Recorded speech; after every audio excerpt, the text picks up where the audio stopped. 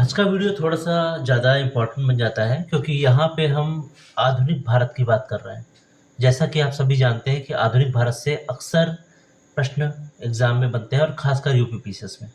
तो अगर आधुनिक भारत को हम पार्ट्स में बाँटना चाहें इसको, तो इस तरीके से हम देखिए, आधुनिक भारत को बेसिकली हमने क्या किया है कि यूरोपीय कंपनी का आगमन एक अलग पार्ट में बाँट दिया है। मुगल साम्राज्य का विघटन, क्षेत्रीय शक्तियों का उदय, इसमें एक पार्ट में बाँट दिया है। अंग्रेज़ों की भारत विजय, इसको एक पार्ट में बाँट दिया गया है। और अंग्रेज़ों वाले में ही जब हम आते हैं, तो देखो हम दास्ता का बंधन, राष्ट्रवादी जागरण, स्वतंत्रता संग्राम की गतिशीलता और स्वातंत्रोत्तर भारत, इन सब तरीके से पार्ट्स में बाँट देते हैं।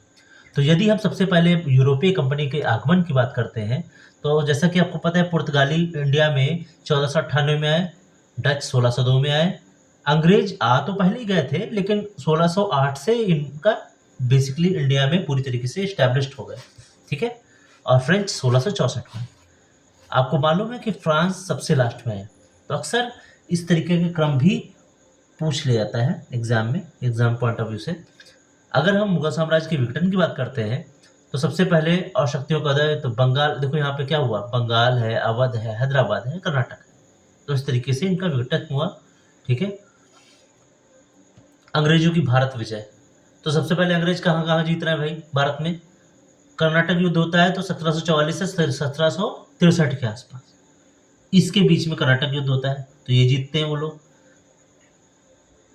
कर्नाटक युद्ध हो ही पा रहा होता है या चल ही रहा होता है, उसके बाद में क्या होता है, बंगाल में प्लासी 1757, बक्सर जीत जाते हैं वो 1764 में।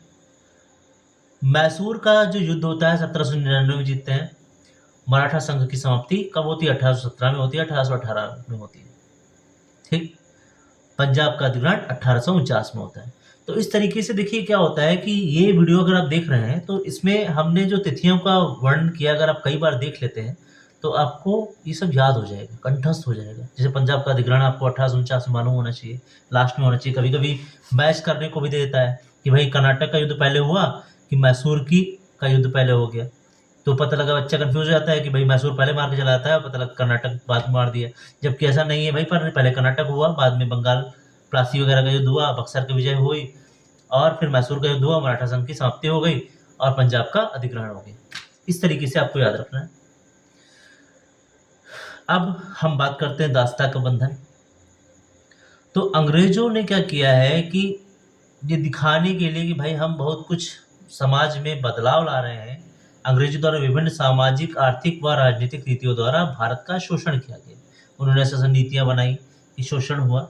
हालाँकि कुछ चीज़ें उनकी नीतियाँ अच्छी भी थी, लेकिन सारी नीतियाँ सिर्फ़ उन्होंने अपने हिसाब से बनाई थी ताकि उनका प्रॉफ़िट होता रहे।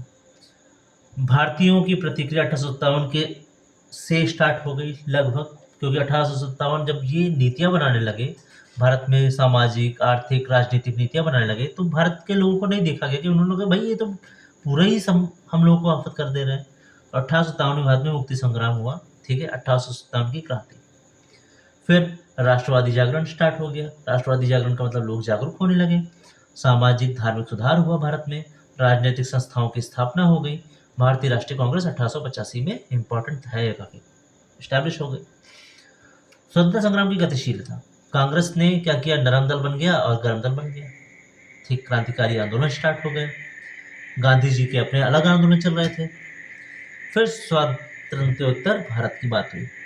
तो जब भारत स्वतंत्र हो गया, तो हमारे साथ कुछ समस्याएं थी। जैसा कि आप सभी जानते हैं कि भारत में कोई भी फैक्ट्री, कोई भी चीज़ें नहीं थी स्टार्टिंग में। तो भारत के साथ ये समस्या थी कि भाई क्या समस्या है, आर्थिक प्रगति की ओर बढ़ना था, विदेश नीति को भी देखना था, गुट निरपेक्षता, जैसे कि नेहरू जी की जो नीति थी गुट निरपेक्षता की, इस पे भी फोकस करना था। तो ये समस्याएं थी, ठीक है। अब हमने कवर कर लिया है आधुनिक भारत। आधुनिक भारत को शॉर्ट में कवर कर लिया है। अब इसी वीडियो में हम आधुनिक विश्व भी देख लेते हैं। आधुनिक विश्व में अगर हम बात करें 1414वीं शताब्दी से 16वीं शताब्दी के बीच में, तो हो क्या रहा था, उसमें हो रहा था आपका पुनर्जागरण, ठीक। धर्म सुधार हो रहे थे, ईसाई धर्म में काफ़ी सुधार हो रहे थे, भौगोलिक खोजें चल रही थी, जलमार्गों की खोज चल रही थी। ये 1400 से 16वीं शताब्दी के बीच की घटनाएं हैं। फिर 1750 से 1900 के बीच में क्या किया, विश्व में क्या हुआ, अगर बड़े परिप्रेक्ष्य में देखें तो क्या हुआ, औद्योगिक क्रांति हुई। स्टार्टिंग इसकी इंग्लैंड से हुई और देशों में भी प्रचार प्रसार होता रहा, किसका, औद्योगिक क्रांति का। अमेरिका में 1776 से 1783 के बीच में क्रांति हुई, ठीक है। और क्रांति, अमेरिका की क्रांति के साथ विश्व के प्रथम आधुनिक गणतंत्र की स्थापना हुई, ठीक है। फिर फ्रांसीसी क्रांति हुई 1789 में, यहाँ पे मानवाधिकारों की घोषणा हुई, डिक्लेरेशन ऑफ ह्यूमन राइट्स। राष्ट्रवाद का उभार हुआ। अब राष्ट्रवाद आ गया, जर्मनी में, इटली में उनका एकीकरण हो गया 1870 में, ठीक है। तो इस तरीके से हमने 1750 से 1900 ईस्वी तक की घटनाओं को भी कवर कर लिया। अब हम बात करते हैं 1900 से 1950 के बीच में क्या हुआ। 1914 से 18 के बीच में आप सभी जानते हैं कि प्रथम विश्व युद्ध हुआ। प्रथम विश्व युद्ध के ही अंतर्गत पेरिस की संधि आती है 1919 में जो हुई। राष्ट्र संघ की स्थापना भी इसी का परिणाम था 1920 में। फिर आप देखिए रूसी क्रांति हो गई 1917 में। विश्व में प्रथम साम्यवादी राज्य की स्थापना हो गई, साम्यवादी, ठीक है, साम्यवादी राज्य बन गया रूस, पहला।